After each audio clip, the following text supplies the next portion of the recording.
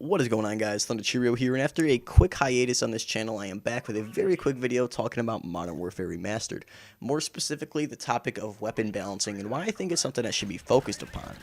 Now, the Cardo argument to what I'm about to say is basically that this is Modern Warfare Remastered. Everything should stay exactly the same as it was where COD 4 left off. We shouldn't be tweaking anything because that's just not going to make this a remaster anymore. Well, I'm on the side of the argument that states this isn't a remaster anymore. This is more of a remake, a reimagining of COD 4, but it's not a remaster. And let me kind of explain myself. Let's start off with the definition of a remaster. Remaster refers to quality enhancement of sound and or picture of a previously existing recording or like video or game, in this instance with Modern Warfare. Now, when the game first released, like I said, that's all it was, is it looked a lot better, it sounded a lot better, therefore I counted it as a remaster. But throughout the months and almost eventually a year after this game comes out, there has been so much content that has been added since November when this game first released with Infinite Warfare.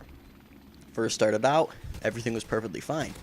Then they added supply drops. Community got a little angry, but we were okay because it was just cosmetic items, so nothing too bad. And then they added melee weapons, and that's kind of where we start to get into the territory of this is not a remaster anymore.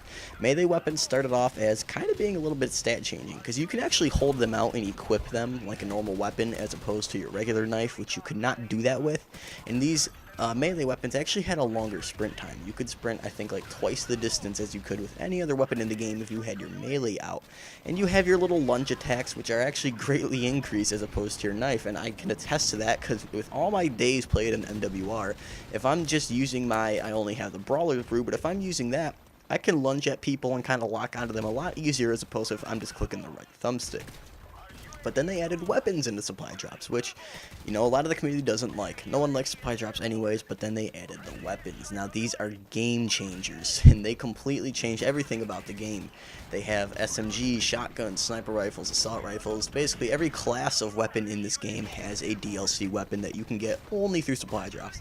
And it's not an easy way of obtaining them either, because you're going to need to go through a ton of supply drops either to get enough salvage or get all the items just to unlock this weapon. So it takes a very long time to get a weapon, but if you get one nonetheless, they seem to be pretty well.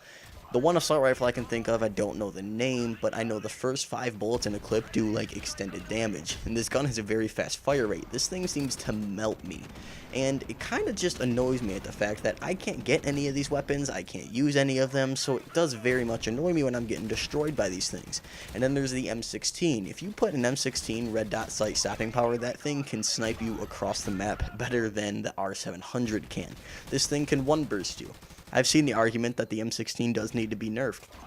I necessarily don't think the M16 needs to be nerfed. I think it's more so stopping power Juggernaut. They just don't deserve to be in the game. Now, I'm not saying take them out. I just don't like the perks in general. I barely ever run them.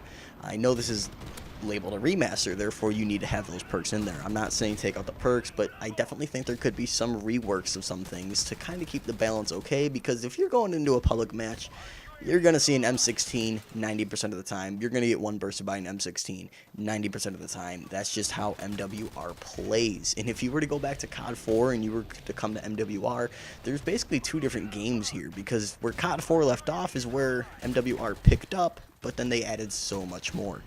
The game modes I really don't care about. It's more so the weapons and the fact that the M16 is extremely dominant. The AK-74U is extremely dominant. Scorpion really isn't that good, but I like to use it as a gimmick weapon. But that's just my whole argument here, is that this isn't really a remaster anymore. It's a remake, a reimagining. Therefore, I think we should be allowed to kind of have different weapon balance changes. I think it's something Raven should look into. It would probably make the community a little bit happier. You're going to have mixed reviews regardless, but they added supply drops, so I'm pretty sure it doesn't matter at this point. They make enough money off of that shit. That's basically all I got to say for today, guys. I definitely think weapon balancing should be focused on in MWR. That's really all I got to say.